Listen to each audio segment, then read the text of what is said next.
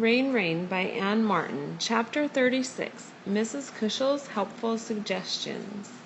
Ever since the storm, Mrs. Kushel has started off each morning in class by asking if anyone has anything they'd like to share. For 15 minutes we raise our hand and tell our classmates about things that are troubling us, or things that are getting better. The Monday after Uncle Weldon and I bring Rain home, I say to my classmates, "Rain is back. We found her at Happy Tails Animal Shelter in Elmira, New York." Everyone has questions. Is she okay? Did she remember you? Was she happy to see you? How did she get all the way to Elmira? Why didn't she follow her nose back to your house? I answer the questions as well as I can. I do not mention the Hendersons or the microchip.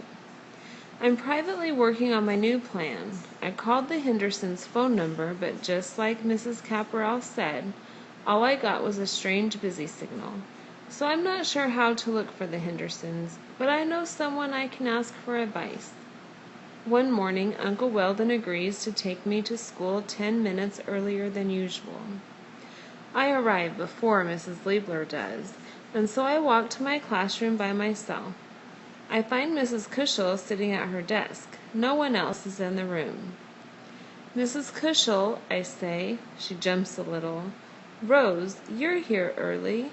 I stare at her. "I have a question." Mrs. Kushel puts her pen down and looks at me very seriously. "Yes?"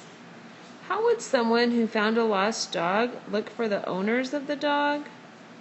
"Well, the person could place an ad in the newspaper," Mrs. Kushel replies, "and also check the paper for ads about dogs.